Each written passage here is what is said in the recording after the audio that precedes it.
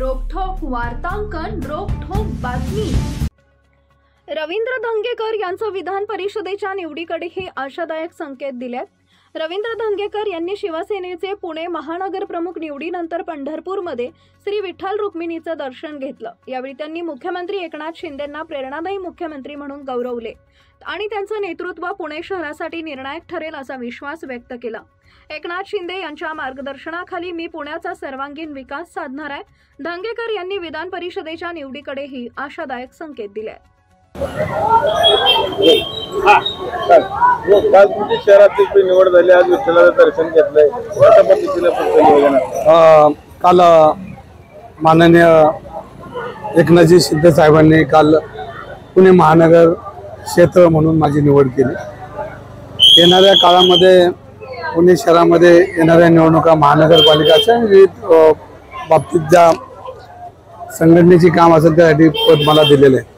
मी श्री विठ्ठल रुक्मिणी देवाचं आत्ता दर्शन घेतलंय आणि जेणेकरून येणाऱ्या काळामध्ये पुणे शहर असेल, महाराष्ट्र असेल, सगळीकडेच आपण देवापुढे एकच मागणी करतो की आमचा महाराष्ट्र सुखी राहायला पाहिजे, संपन्न झाला पाहिजे। शेतकरी असेल, कामगार असेल, युवक असेल, ज्येष्ठ नागरिक यांना सगळ्यांना शांती मिळावी, चांगलं आरोग्य मिळावं यासाठी आपण देवापुढे प्रार्थना नेहमीच करतो। आज मी तशीच केलेली आहे। येणाऱ्या काळामध्ये पुणे महानगरपालिकेची निवडणूक असतील त्या आम्ही ताकदीने आणि अत्यंत पुणेकरांना चांगले काम आणि ज्या काय अडचणी उभ्या आहेत त्या चांगल्या सुधारणा करण्यासाठी आम्ही प्रयत्न करणार आहोत आणि येणाऱ्या काळामध्ये एकनाथ शिंदे साहेब जो आदेश देतील त्या पद्धतीने आम्ही निवडणुका पुणे महानगरपालिका लढवणार आहोत।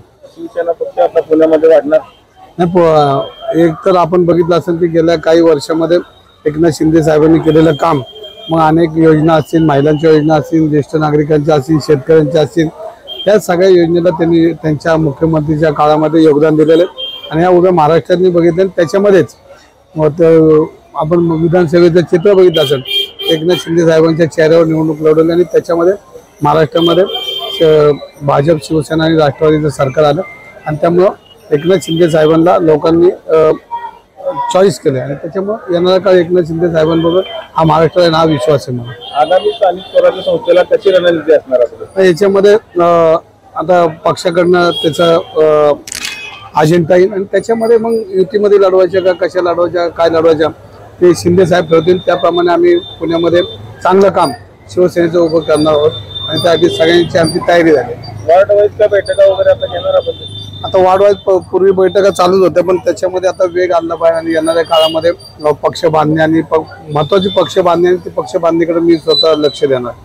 माहिती कुठेतरी एकनाथ शिंदेला थोडं डावललं जातंय, थोडं नाराजी आहे म्हणून चर्चा आहे ना? असं काय नाही, एखादी आपण सत्ता जातो त्यावर खाली होतं आणि त्यावेळेला थोडी नाराजी असू शकते पण त्याच्यामध्ये ती नाराजी काय कायमची नसते, ती एकत्र बसून ती नाराजी मिटते आणि महाराष्ट्राच्या हितासाठी सगळे एकत्र येऊन काम करते, त्यामुळे थोडं चालतात तेवढं असतंच। राज आणि उद्धव कुठेतरी एकत्र आल्यानंतर काय आपल्याला फरक पडेल?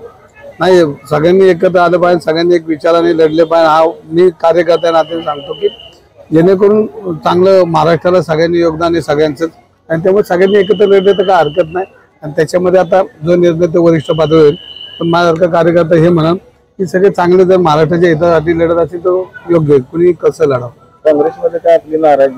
नाही, काँग्रेसमध्ये माझी नाराजीच नव्हती, मी त्यावेळेला बी सांगितलं काँग्रेसमध्ये नाराजी ना पण एक विचाराच्या आणि बाजूने जेव्हा कधी सगळेच कार्यकर्ते असतील आणि त्यांचं म्हणणं असेल की तुम्ही शिंदे साहेबांबरोबर काम करतात त्याच्यामुळे आम्ही विचार करून शिंदे साहेबांच्या पक्षात घेतो। पुण्यात एकनाथ शिंदे गटाचे वाढतील नगरसेवक? नाही, बघा मागच्या वेळेला बी आपण म्हणलो होतो की विधानसभेत किती लागणारी अशी परिस्थिती निर्माण झाली तर लोकांनी कौल दिला, शेवटी जनतेचा कौल असतो आणि जनताही एकनाथ शिंदे साहेबांच्या बाजूने राहील असा विश्वास आहे। महाराष्ट्रातील महत्त्वाच्या आणि ताज्या बातम्या पाहण्यासाठी आमच्या जय हो न्यूज चॅनलला सबस्क्राईब करा आणि बेल आयकॉन प्रेस करा।